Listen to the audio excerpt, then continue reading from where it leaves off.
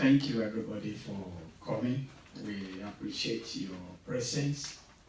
I pray that God Almighty will reward you abundantly. And the purpose of His calling you to function as He designed will be fulfilled in your life in Jesus' name. Amen. Let's just pray together.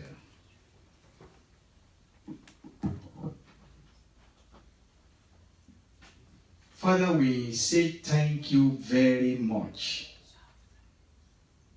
for the great and mighty things that you are doing in our lives and in our world. We praise you because you are there for us. We thank you because you understand us. We thank you because you are in us. Father, we are praying that you reveal yourself to us and you make your blessings to come upon our lives and teach us as your ministers so that we can be able to fulfill your will in every bit of our lives. In the marvelous name of Jesus, we pray.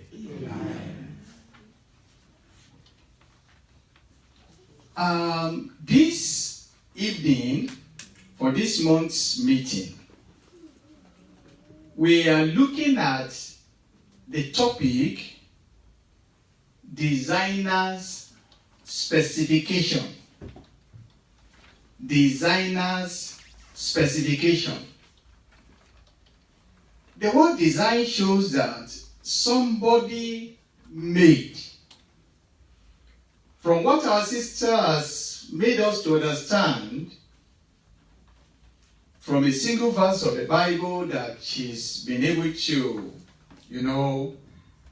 read out to us and made us to see, we can see that a designer has a purpose, has a placement, has performance, has power, has proficiency, has prudence, and has parts. So when we are talking about designer's specification, there is no other designer that we have apart from the Almighty God. In Genesis chapter 2, verse 7, the Bible says, "And the Lord God formed man of the dust of the earth and breathed into his nostril the breath of life. A man became a living soul." There was this story of a pastor who was to be prayed for by his deacon. They called on the deacon to dismiss a meeting after a fellowship. And the deacon now was praying. He said, "Oh Lord God, authorize our pastor. Lord, please authorize our pastor. Lord, authorize our pastor." But the pastor didn't like that kind of prayer. So after the meeting, the pastor now called this deacon aside and said, "I remember several times you were praying, God authorize our pastor, God authorize our pastor. Is there anything wrong with me?" By the way, deacon, what do you mean by the meaning of God authorize our pastor? The old deacon answered and said, "Pastor, I don't really know what it means. But whatever it means, you haven't got it." It means that the deacon is simply telling that pastor, you are not functioning according to the design of your office. He is not functioning as his design, because when we are talking of ministry, ministry is to be operated as his design. Every man, every woman in the church is to function as they are designed. To us who are parents, your children expect you to function as designed. If you are in the place of work, you are called to function as designed. No matter in any circle of life you are, the moment you are not functioning as you are supposed to function, then you are not doing the way you have been made and you have been designed. We need to realize, why did God design us the way we are? That is the first one. And we need to know, how did God design us the way we are?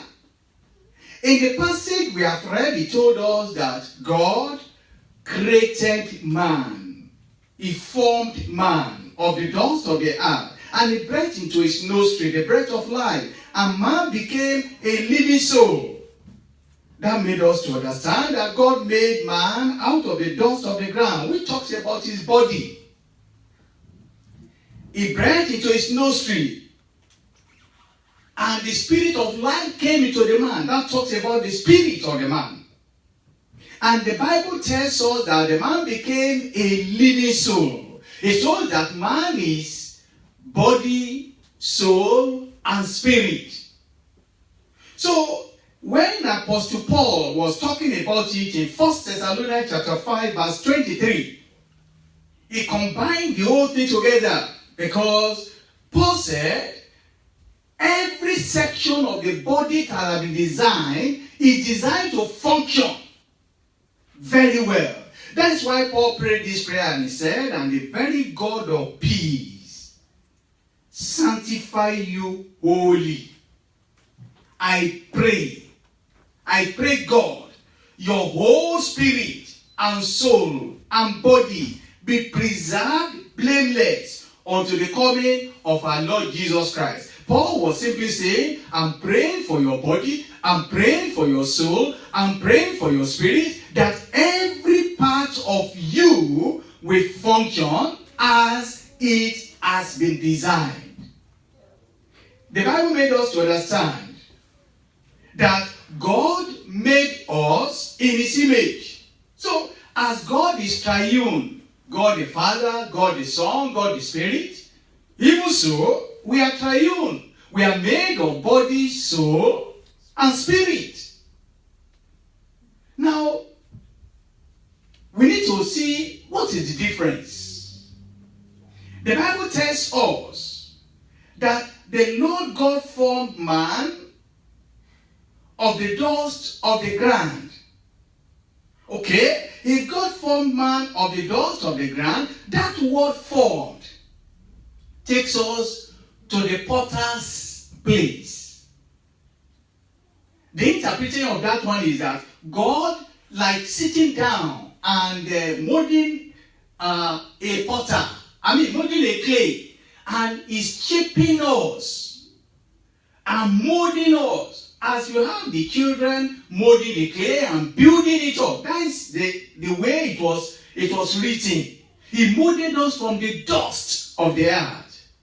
In fact, NASA Ames Research Center reported in Reader's Digest in 1982 that the human body have found out that every element of human body, every single element in human body is found in the earth. Then another question came up. Now, if every element of human body is found in the earth, why can't we then form a human body out of the earth by itself? Then scientists now made us to understand the amount of oxygen that needs to be available, the amount of hydrogen that needs to be present, the amount of this particular element that needs to be present before you can match all these things together to be able to form. They discovered that that can't be possible. There's no way anybody can gather all those elements from the ground to reform another thing. But every element of the body, all the elements that you have in the body of human being is in the ground. You have the same thing right there. But no human being can actually form it. That's why they are doing the cloning. That's why they are doing the forming. Because there's no human being that can actually make it. And then that is the reason when the psalmist was talking in Psalm 139 verse 13. The psalmist says, for thou hast possessed my reins. Thou hast covered me in my mother's womb. Wait a minute. The mother formed out of the ground. The child inside the womb is covered by the ground, by the elements of the ground. And he said, God himself has covered me in my mother's womb. That is, God molded me in my mother's womb. He said, I will praise thee, for I am fearfully and wonderfully made. Marvelous are thy works, and that my soul knoweth right well. Furthermore, the reader that just described it this way said, human being function in such a very good way. He talked about a small boy who wants to catch a football. That when the boy gets to the field and they want to throw that ball to that ball at about 30 yards away from where they want to throw the ball, that the boy will sight that ball with his eyes. And then the eyes will send message to the brain. The brain will begin to calculate the speed of the ball, the trajectory of the ball, the distance of the ball. And then the message that the brain receives now, that the brain has calculated, he will send it to the muscles in the body. And when he sends it to the muscles in the body, then the boy begins to coordinate his body together, and then he will send message to his leg, send message to his hand, to run to where that ball is, to be able to catch the ball. That the boy will be able to catch that ball according to the elements in his body that calculates and put everything into shape. That's what the reader just says. That those elements are sending messages to one another. They send to the muscle, send to the eyes, send to the hand, send to the leg, to be able to know how to catch that there is nothing a singular body is doing without the coordination that comes from there. Again, plants and animals have body too. What makes a man's body different from plant's body and from animal's body is because God breathed into man the breath of life, and man became a living soul. So therefore, a man is not a man by what he is in the body. A man only lives inside the body. So the body houses the real man. This one we are looking at, our eyes, our body, our legs, all these parts of the body we are looking at, is not the real man. The real man is the one that lives inside it. Look at how Paul says it. In 2 Corinthians 5:1, Paul says, for we know that if our earthly house of this tabernacle were dissolved, we had a building of God, and house not made with hands, eternal in the heaven. So our body is just the temple, an earthly house that we live on earth. So you are not the body. You live in your body. Am I making sense? Are you following what I'm saying? All right. Now, let's go to the word soul. The Bible says, God breathed into man and he became a living soul. The word soul comes from the word psyche, which means that's where is a Greek word called pushi, which is where we get the word psychology, or the word psychic, or the word psychiatric. That's where they get the word from. That is the you that lives inside the body. Your soul, your real personality. This is the you that dictates your sense of humor, that tells about your intelligence, that dictates your likes and your dislikes, that dictates your idiosyncrasies, those things that makes you uniquely different from every human being.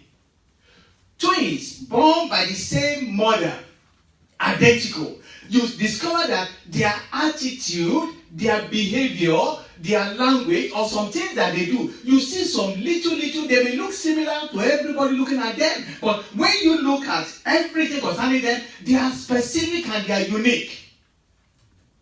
Okay? There is no human being, no two human beings that is the same.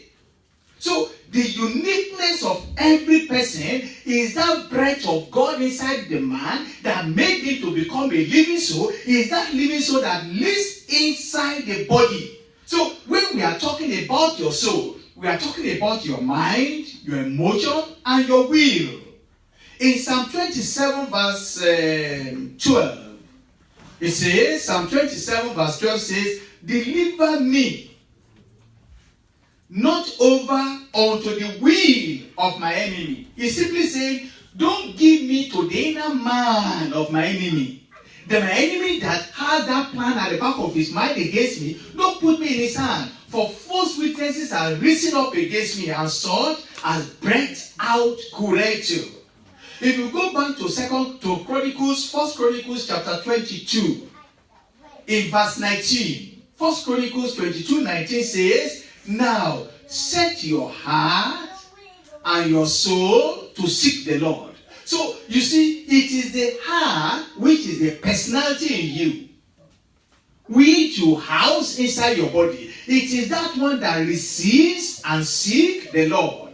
Arise therefore and build you the sanctuary of the Lord God, to bring the ark of the covenant of the Lord, and the only vessel of our God into the house that is to be built, to the name of the Lord God. So your soul is where you have your will. Then let me go further. I may need to tell you that animals have souls. Why do I say that? Your dog has his own mind. Your dog has his own emotion. Your dog has his own will. You know, sometimes when you are walking your dog gets to a particular place and then they run ahead of you and they stay in a particular place. They want to smell something, they want to do something, they want to have it on their own. When you are coming into the house, do you remember how your dog responds to you? How they know certain things that you are actually doing? Your dog responds to everything because they have their own will, they have their own soul, they have their own mind, they have their own will, they have their own emotion. I visited a family, very close family. They have very big and mighty and, huge dog. I was afraid and scared about this dog. Very scared. One day, one of the members of the family said, Pastor, you don't need to be afraid of this dog. Let's do something about it. Then he gave me, what do you call that thing that looks like biscuit that they give to them? Treat. He gave me treat. He said, Pastor, put it in your hand and give it. I said, me? This thing can eat my hand with the treat. He said, no, just put it in a... Then he called that dog and said, okay, so and so dog, come. The dog came and then it was just making noise and making go, and making the trouble. And then came near me. And when that dog came near, I put my hand there with fear and closing my eyes and said, God, save my soul today. Then the thing just take that treat from my hand, wag his tail and left. 2, 3, 4 years after that, I came back to that same house. That dog still recognized me. Because of one treat he took once. Whereas, if it's a human being, a child of 2 years, 3 years, you give food to, you come back 3, 4, 5 years after that child may not recognize you again. They may not know you again. But that dog will know you. If you are even by the door, you see, I know it. My son has a dog. If I'm coming from the outside, I've not even reached inside my house. As I want to enter my door, the dog will be there. As how did you know that I'm coming? Instinct tell the dog that somebody is coming like that, and then they want the tail and they do all that. They have their own soul. But the difference is this. When a dog dies, their soul perish with them. Jesus never died for the dog. No. They are never saved. They are not born again. There is no part in them. They don't pray. They don't check anything with God. When they die, their soul perishes, their soul goes down. That's what Ecclesiastes chapter 3 verses 19 to 21 tells us. That he made us to understand that even though these things are there, when they die, they don't have everlasting life. Jesus didn't come for them. Ecclesiastes chapter 3 verses 19 to 21. For that which befalleth the Son of Man, befalleth the beast. Even one thing befalleth them. As one died, so the other one died. Yea, they have one breath. That is, they are having the same soul. They breathe in and breathe out. So that man has no preeminence above the beast, for all is vanity. All go to one place, that they all die and they are perish. Now, all are of the dust, and to the dust again they return. Who knoweth the spirit of man that goeth upward? Man goes upward. But if you look at the beast, their spirit goes downward. They are finished. Once they die, they die. They don't have eternal life. They don't have heaven to go. They don't have anywhere to be. So they remain there. So they don't have eternal life. Your cats do not have everlasting life. So we need to understand that is the difference between them. That what makes your soul to be different from the animal soul? Animal soul is the Spirit of God. The Spirit, your spirit, tallies with your soul. It binds the thing together. Your spirit and your soul, they are so interwoven. They stay together and they move together. They are united with the soul. So a man's spirit and a man's soul, they are not the same, but they are inseparable. It's like husband and wife. Husband and wife are not, they are same, they are not the same. What I mean by same and not the same is that husband is a unique individual, the wife is a unique individual, the two of them come together as one body. Even despite that, they are still individual, they are still each person. So in the same way, spirit and soul, they are inseparable, and the spirit makes the man unique because it is the spirit in man that makes man the image of God. Don't you think about it? Why did God bother himself? Why did God bother himself so much about man? It's because of this singular thing. The breath of God in man should not perish. I don't know. Do you get what I'm saying? If animal has soul and God doesn't care about it. If plants are body, God doesn't bother himself about it. When all those things perish, that's okay. And God said that put the whole world on a scale.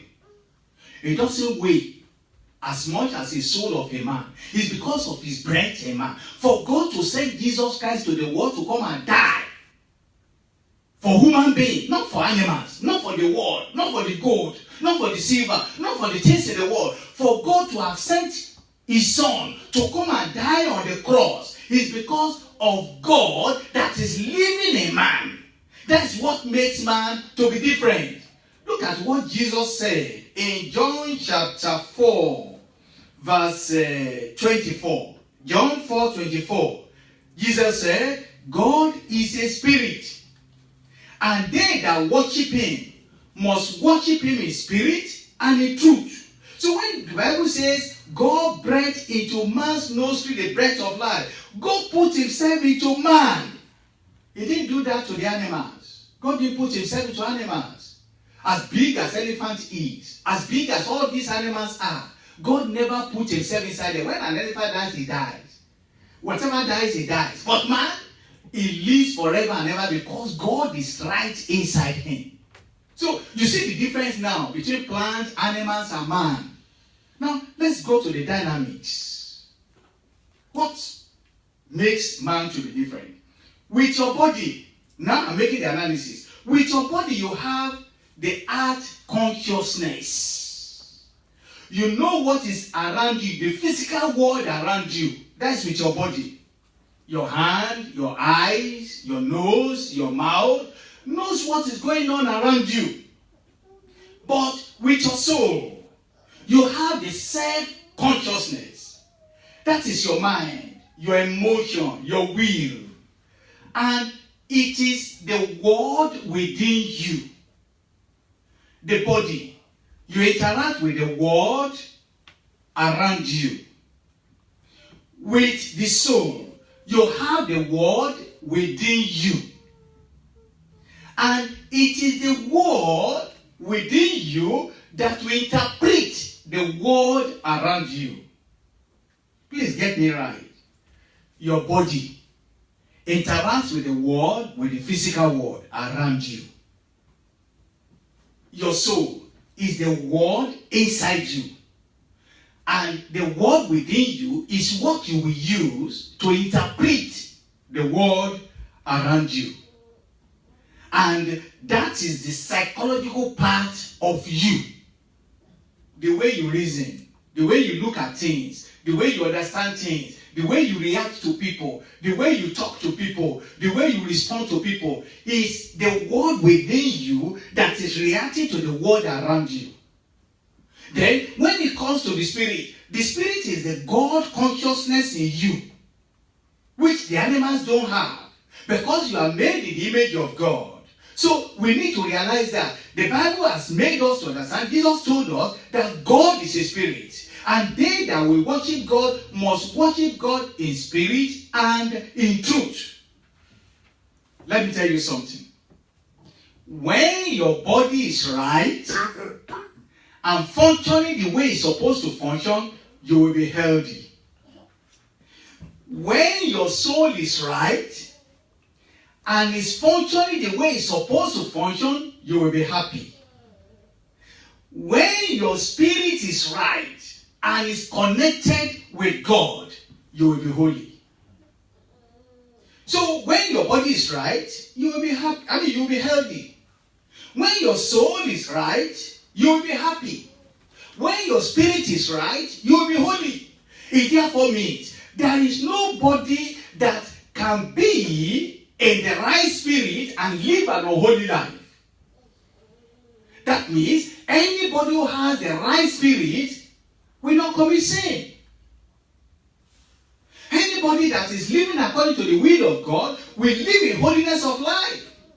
So the specification of the designer is this: your spirit must be right, so that your spirit will send message to your soul, and your soul will deliver that message to your body. Until your spirit is right, your soul will not be right.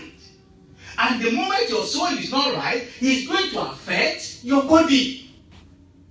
That is the reason why we need to realize that and know it. Now, look at how Proverbs put it. In Proverbs chapter 20, I read verse 27. It says, "The spirit of man is the candle of the Lord, searching all the inward parts of the body." In the original version of that text, before it was converted into English, in the original version, Hebrew version of it, it says, "The spirit of man is the lamp of the Lord." That is, lamp is different from candle. What's the difference between the two? Candle consumes itself. When you lit a candle, it begins to go down the walls and consumes the whole thing down. But lamp needs an oil to fill it, to keep on burning. So he said, the spirit of man is the lamp of the Lord. And because the spirit is the lamp of the Lord, then it needs an oil to fill it. What is the oil? The oil is the Holy Spirit that illuminates your spirit, which is the lamp. So when God wants to turn on the light in you, He sparks up your spirit with His own spirit. It is when your spirit begins to burn into flame, because Holy Spirit has given it a kind of feeding, then your spirit begins to function the way it's supposed to function. Let's go at it now. When God wants you to worship Him, and you make up your mind you want to worship the Lord, the Spirit of the Lord ministers to you. You receive that thing in your spirit. When you allow your spirit to capture the things of God, to receive that thing of God. He sends it to your mind, to your soul, to your will, and then you capture it. Then the Holy Spirit now illuminates you. And the moment you become illuminated, He gives you life. Look at it. Paul the Apostle was saying in 1 Corinthians chapter 2. I want to read verse 14. 1 Corinthians 2, 14. He said, but the natural man receiveth not the things of the Spirit of God, because they are foolishness unto him. Neither can he know them, because they are spiritually designed. A man by mind, by emotion, by will of himself cannot know God. That is the natural man. The soul cannot understand the things of God. The natural man will say, I think I ought to do this and this. And the emotions of man will say, I feel like doing it. The will of man say, okay, I do it. But it is the human spirit that is the organ of the spiritual knowledge. And it is the Holy Spirit that energizes that human spirit that you begin to see and understand the things of God. Look at verse 7 of 1 Corinthians 2. Where we read verse 14. Look at verse 7. Go up a little. But we speak the wisdom of God in His mystery. Even the hidden wisdom of God, which God ordained before the world unto our glory. Here we see the insight into the things that God through the Holy Spirit has done. Now, sometimes I don't know whether you ask that question. How did Moses know the story of creation? Did you think about it? How did he know? How did he know the story of Adam and Eve? How did he know how God created them? How did he understand it?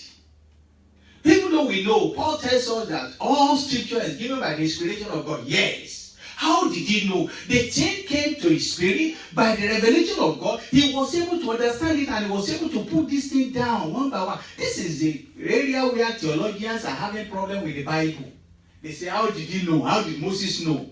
How he just says, just story passed down from age to age and then just write it down. But if you look at the writings of Moses, he was so detailed that when you go to theological school and you study each of those chapters in each of it's just a whole volume. I remember when I was in school, we can be arguing on only one verse, and you write pages on pages on one singular verse of the Bible. Because you just be searching it. How did he know? How did you understand it? How did he know? How did Isaiah know about Christ? Because for thousands of years before Christ came, Isaiah was already talking about Christ. Talking about his resurrection. Talking about everything. It's because the way God has created man is that man functions only by the Holy Spirit. The breath of God in man can only be alive with the Spirit that comes from God, which is the Holy Spirit. He is the one that can feed that breath of God in you. When He feeds that breath of God in you, then you have the Spirit of God. He ministers it to your soul and then transfer it on. May I tell you something? Listen. Man is to function by the Holy Spirit. Why animals function by instinct? We are not to function by instinct. We are to function by the Spirit. That's why the Bible says, as many as are led by the Spirit of God are the sons of God. So if you are not led by the Spirit of God, you are not led to function by instinct. I was told about the waves, that when waves wants to have the young ones, they travel so many miles inside the sea. They go and lay their egg. They stay there for I don't know how many days they stay there for long time. So many times they stay there and remain there. When they finish hatching the egg and then they bring out the egg, the young waves, they carry it back to the sea. During the tsunami problem, they said some animals got the instinct that tsunami is coming. and they left that area completely and went away. Whereas human beings don't know. Because these animals are walking by instinct. But when the human being don't have the instinct and we don't have the spirit, then our lamp is dead and closed. And because the lamp is closed and the lamp is dead and darkened, you don't have the spirit, you don't have anything, then you just wake up every day and you do as everything keeps on going. Who taught spider how to make the webs? You go and break, if you have spider near your house, break it. If you don't have it in America here, go to Africa. Break one of their something. Break it in the afternoon. Come back there in the evening. You will see that that thing you broke is back again to shape. Who gave you that chance to do that?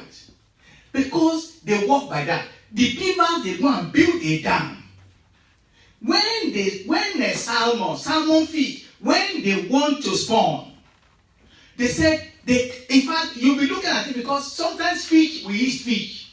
They carry their young one somewhere and leave it there until the young one grows. Then they go back there and collect it and bring it back. Look at the lions. See how they protect their young ones. See the antelopes and the hares and all these things that you have all around. How are they able to take care of themselves? I don't know the clinic that the monkeys in the bush deliver their babies. No place. But these animals, they got that instinct and they walk by that. So it is the Spirit of God that can give man the option to function. So, but you see, look at what Paul said in 1 Corinthians 2:10. He said, there are certain things that are hidden from men. He said, but God has revealed them unto us by his Spirit. For it is the Spirit of God that searcheth all things, yea, the deep things of God. Let me now round up. How then do we function? Listen to me and get it right.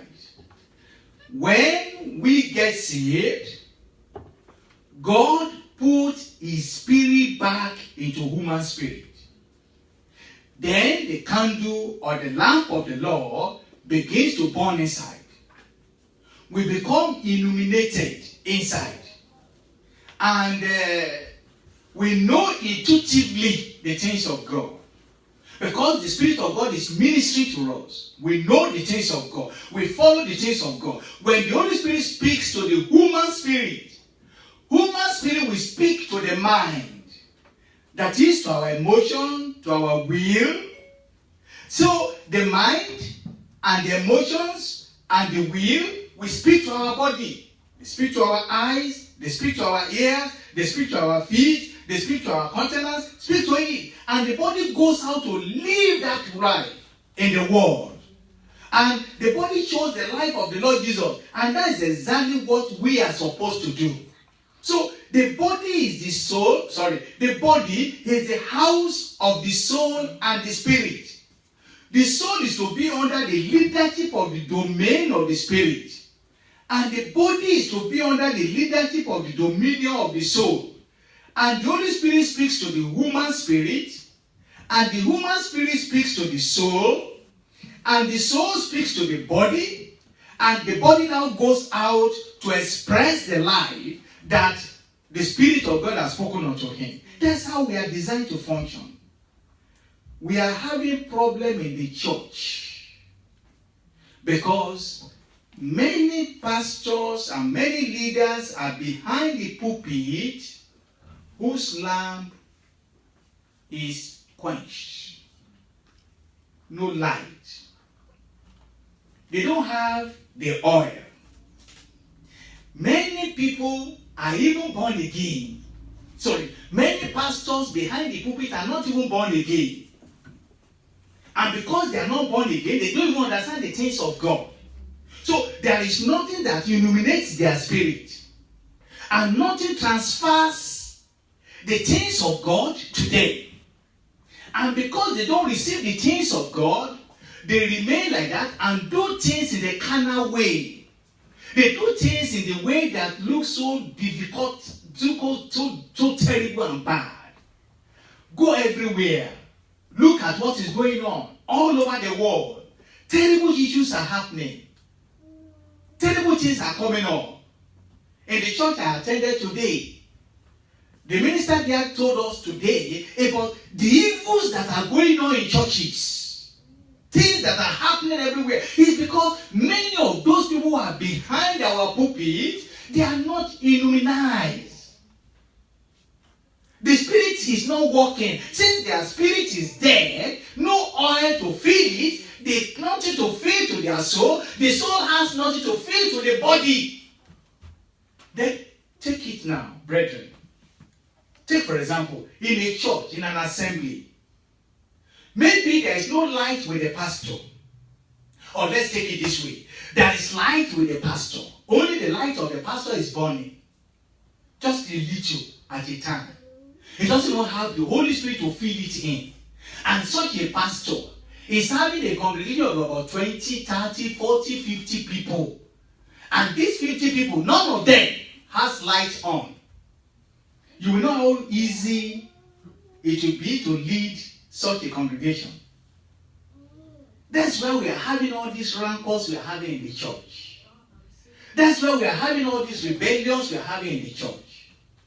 And if you are going to make a change, take note of it. Your spirit must be fed by the oil of the Holy Spirit that passes it to your soul. Your soul passes it to your body. It is when that one is done, when your soul passes that thing that it receives from the spirit, it passes it to your body, then you'll be able to interact with the world around you. But when you are not having that flowing through you, then you do that work with difficulty. That is the reason why every minister, every pastor, every one of us needs to wake up and rise up and make sure that our life keeps on burning. No matter how difficult it may be, no matter how hard it may be, we need to allow that light to burn. One of the biblical scholars called me about 4 weeks ago. He said, "My brother, if you see what Apostle Paul," because they have the Bible scholars worldwide convention or something in Greek, and they went to the mountain of Areopagus or something like that. He said, if you get to that place, that Paul, as at that time, could do all that we are reading in the Bible now. If Paul, as at that time, for so many years ago, Paul could do all that he did in that time. He said, "My brother, I won't deceive you. I don't think any of us is serving God enough." That's the conclusion he gave. He said, he is not too sure that how was he able to understand all that he said? How was he able to establish all that he established? How was he able to go all that he went? How was he able to do all that he did? How was he able to set an example for the church to follow? How after Jesus, you pick Paul. And he was not physically there when Jesus was there. He was not the physical disciple that was following Jesus. He wasn't. He wasn't among the 12 initially. But later he came in. How was he able to do all that? It's because the Spirit of God ministered to the spirit of Paul. And the spirit of Paul ministered to the soul of Paul. The soul of Paul ministered to the body of Paul. That's why Paul was able to stand no matter what is happening. No matter what is going on. Because he stood that ground. Brethren, let's understand that the wicked one will continue to get upper hand in the church until you and myself will wake up to the burning of the Spirit of God, until we wake up and allow our spirit to be lightened, and then our soul to catch the fire. And when our soul catches the fire, we transfer it to the body. It is only there that we can be able to influence our world. We are designed to function in this way. There's no other way you can function. There's no other means of functioning. This is the only way that God himself has designed us. Because he said, without me, you can do nothing. It's obvious that without him being us, we can do nothing. So let's go back to our church and look at what the church is doing and look at what we need to do, how we need to rise up so that we can be able to silence the enemy. If we have this Spirit of God illuminating our spirit, putting oil into our spirit, and the lamp in our spirit is burning, it transfers the message to our soul transfers to our body, and the moment our body receives it, the whole world will be on fire. Amen. It will. Amen. It was in the life of Moses. It was in Jeremiah. It was in Elijah. It was in the people of old. There's this passage of the Bible that keeps on touching me. Very serious one. They sent to go and catch Elijah. And those soldiers came around and said, Elijah, man of God. Oh, he said, okay. You have even given me a very good title. If truly I be a man of God, let fire come down, consume you and your 50. And it did consume them. Because he has the witness of the Spirit of God inside him that went through. Elijah was not conversing for money. Elijah was not conversing for dreams. Elijah was not conversing for prophecies. Elijah was not conversing for prosperity. Elijah was not crying for all these things that we are crying for in the world. Elijah was not worrying himself about all this kind of cheap gospel that people are preaching.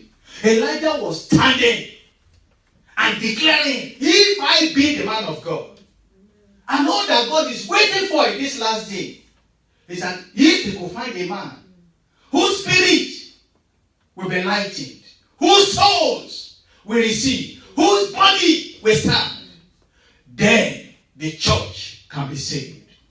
If we allow things to keep on going the way it's going on, I'm not too sure whether the prophecy of Jesus concerning us will not be fulfilled.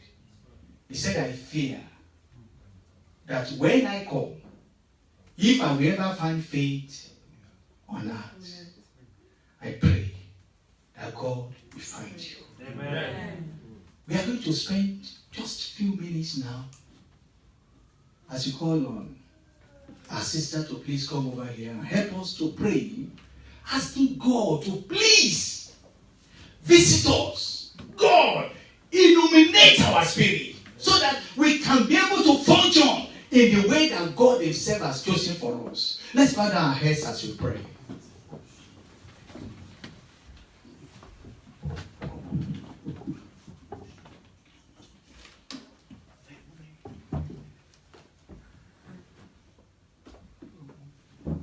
We have listened to the message.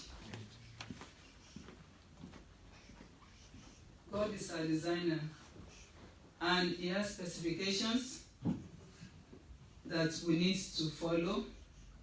If you buy a car and you don't follow the specification how to drive the car, you need to follow the manual. Otherwise, you drive that car into a ditch, or the car will not even start, the car will not even function. Brethren, God is our designer, and we are ministers in his household. We are pastors and ministers. There is a design that God himself has for you. There's a design he has for me. There's a specification. There's a way he wants us to function as ministers. First and foremost, let's worship the Lord. Let's thank him. Let's bless him for his omnipotence. Let's worship the Lord for his power. Let's thank him for his anointing. Let's thank God because God is all in all. Let's honor him because if not God, who are we to even become ministers today? Let's honor him. Let's worship the Lord because he's our Lord omniscient, who understands. He knows all things. He can do all things. Our creator. He created us out of the dust of the earth. And we are told that all the elements in man is in the earth. Everything about us. That's why the dust will always go back to the dust. Because that's where man was formed out. Brethren, let's worship him. Let's honor the Lord. For great is his faithfulness unto us. Let's honor him. Brethren, let's stand up. I don't want anybody to sleep. This is a moment of praying. It's a serious prayer. Let's worship the Lord. Let's honor him. I know we are tired. The grace of God will help us. For these few minutes that we have, glorify the name of our God. Let's thank him. Let's thank our designer. Let's thank God. He's the potter. We are just the clay. Let's glorify his holy name. He has made us in his own form. In his own form, in the image of God. The Bible says in the image of God made him. Male and female made him. Let's worship the Lord who has created us in his own image. Let's thank God. Let's honor him. He has his own design for us, our designer. We know people today, they will say, I want to buy designer's shoe. Some people say, I want to buy designer's clothes. There's designer bags. There's designer everything. Brethren, we are the designer of the hand of God. We are designer of the handmaid of our God. We are designer pastors. We are designer ministers of the Almighty God. Let's thank God for how he has called us into this great office. Let's honor the name of our God.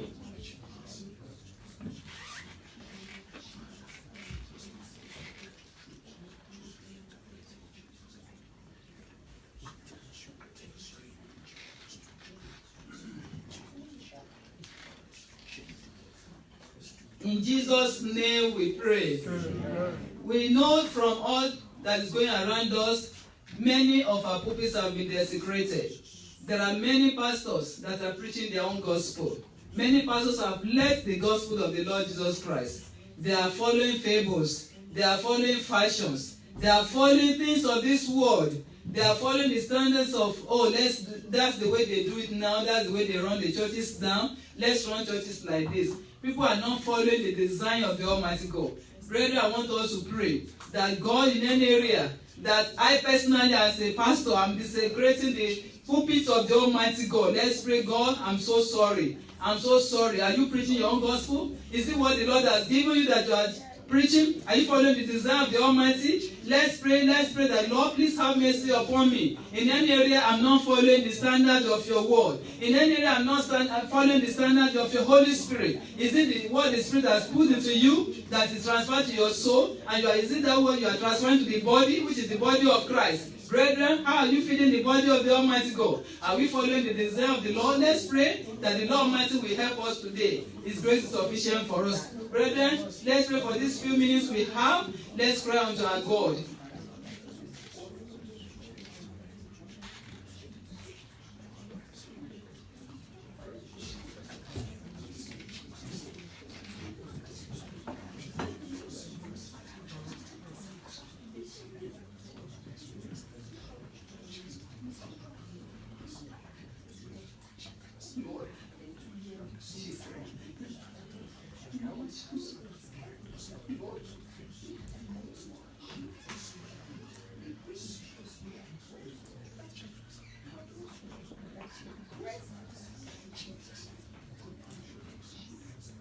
The Bible has told us that in the last days, the lost time shall come, and men will be lovers of themselves, abusers of mankind. There are so many things happening in the church.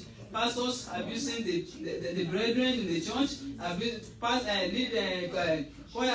the music director abusing the music people. No, there's so many things that are happening in the church of God. Brethren, we want to pray.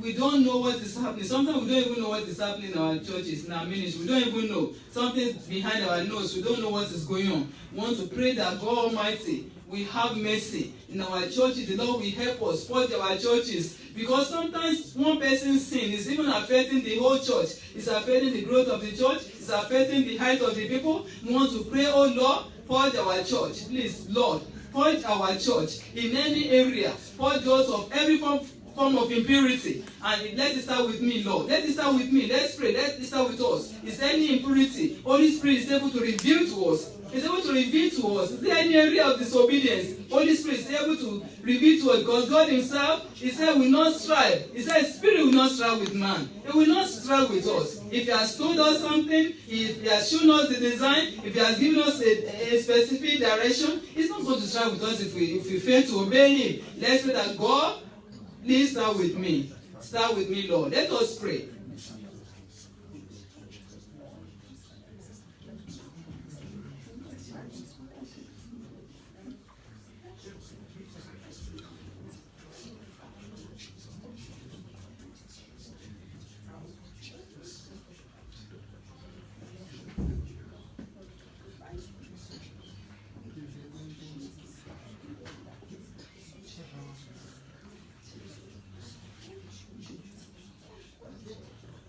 In Jesus' name we pray. Amen. We want to pray that God Almighty will build the sanctuary of the Lord in our lives. He will build it in our churches. He will build the sanctuary in us. It will start with us and it will transfer to our members. Let's pray that God, please, build your sanctuary in my life and in the ministry that God has helped us to manage. That God Almighty will build His own sanctuary in us. Let us pray.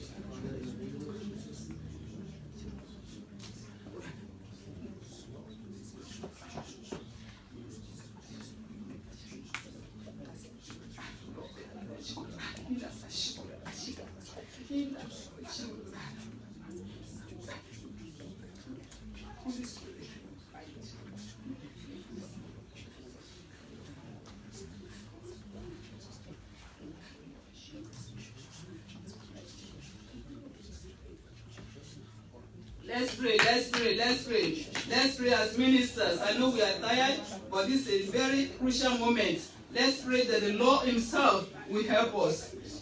In Jesus' name we pray. Amen. Let's also pray and ask the Almighty to illuminate our hearts, illuminate our spirits by His own Spirit. Let's pray that God Almighty will illuminate our spirit by His own Holy Spirit so that we can be able to receive direct from Him. We'll be able to receive more from Him. And that we'll be able to be a vessel that will be able to transfer this to our churches, to our members, to our brethren, to our own leaders in our churches. Let's pray, God, please illuminate my own spirit by your Holy Spirit. So that whatever I do as a pastor, as a minister, I will not do it in the arms of flesh, but I will be led by the Holy Spirit of God in all that I do. Because many of us sometimes, we even call our members, oh, I want you to do this. They believe it's the mouthpiece of God speaking. But if we are speaking by the flesh, then we are misleading the people. Let's pray, God, illuminate my heart. Put your spirit into my own spirit, that the Holy Spirit will take over. He will be in charge. Let us pray.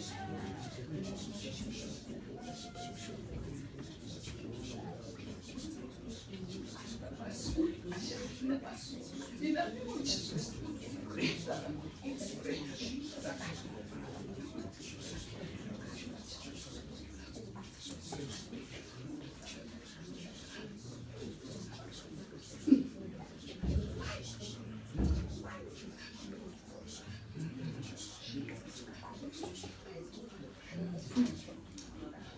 I want us to sing, give me oil in my lamp, keep me burning. Give me oil in my lamp, I pray. Give me oil in my lamp, keep me burning. Keep me burning till the rise of day. Once again. Give me oil in my lamp.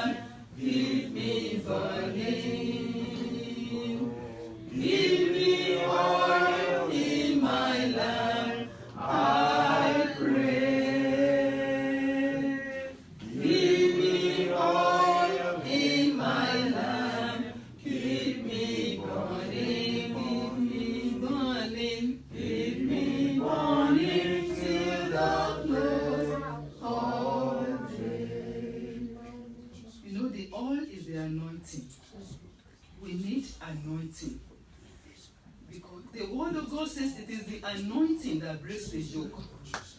It is the anointing that makes the ministry to be run successfully. Without anointing, we'll be struggling. We'll be struggling to preach. We'll be struggling to minister. We'll be struggling with growth. We'll be struggling with everything. We'll be struggling with breaking through into the lives of people. Even our members will not have understanding. We may preach 5 years. Somebody may be in the job for 5 years.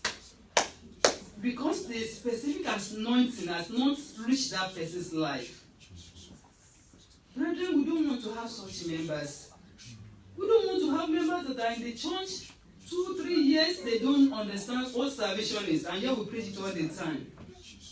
That's why we need the oil in our lamp.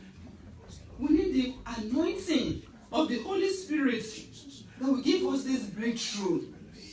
Let us pray, let us ask that God, please, give me oil in my lamp, O Lord. The lamp of your anointing. The oil of your anointing, the oil. The anointing that will break the yoke. The anointing that will make the ministry to be effective. The anointing that will make me to understand what I'm even doing for the Lord.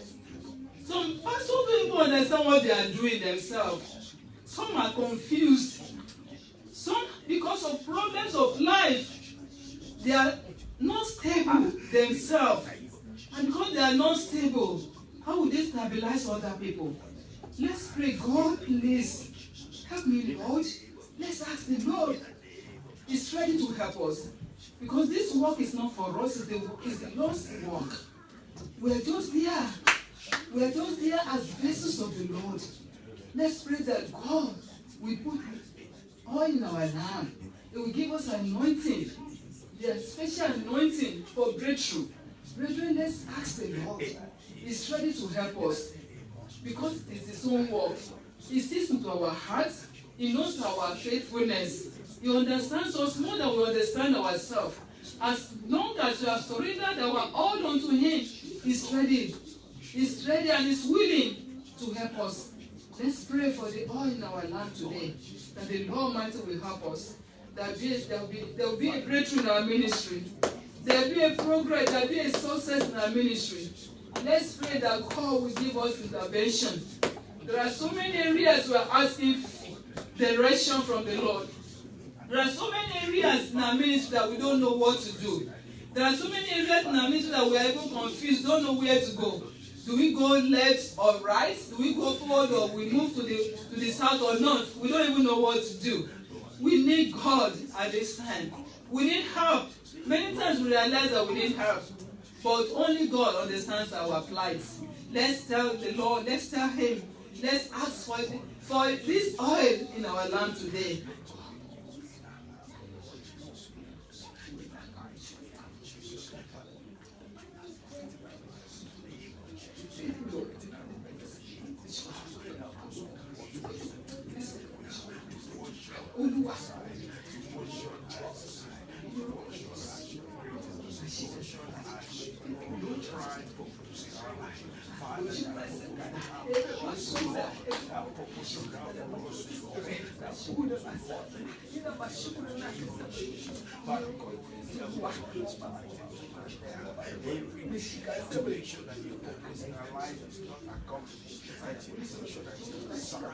In Jesus' name we are praying. I want us to pray for all of us ministers, pastors here, and all the pastors that are not here today. Want to ask for the grace of God. Want to pray for the grace to abide, the grace to stand for the truth. You know, there is a temptation not to speak and preach the truth. There's temptation that, if I preach this message, I might lose the important people in my church.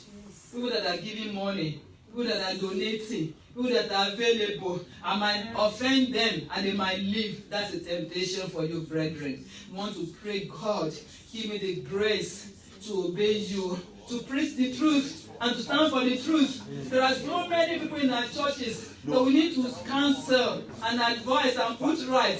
Sometimes we are fearful. We don't want to lose them. This is is not right. Let's pray that Lord give us the grace and the wisdom to handle the cases of our brethren. There are so many cases in our churches that we are so scared of, we don't know what to do. Let's pray for God's illumination. Let's pray for God's direction. Let's pray for His direction and guidance in counseling our members. That's why we are there.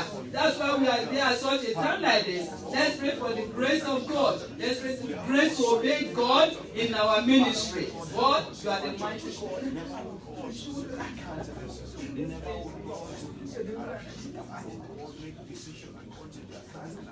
But Father, to make decisions according to your mind, according to your will, according to your direction, in the name of Jesus. Father, we Lord, you pray for Jesus, Lord, and ask, Lord, that you God will never water down the word of God because of human. Father, because of popularity. In Jesus' name we pray. Amen. And there are so many problems we facing in ministry too that is hindering the work. Let's pray God will help us. The Lord will give us His grace to be able to break through all the barriers. We want to pray for the power of the Holy Spirit to help us break through all the barriers to growth, to success in ministry. Whatever the devil, the enemy is doing to hinder the work or to get us discouraged, we want to pray that God Almighty will help us to destroy all these barriers. Let us pray.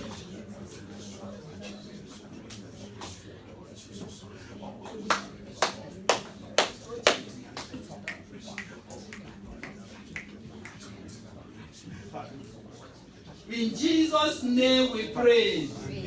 In Jesus' mighty name we have prayed. Heavenly Lord, we are grateful. Lord, we thank you for this evening. We thank you very much for the message that we have listened to. Father, we thank you for the time that we have also sought you in prayers.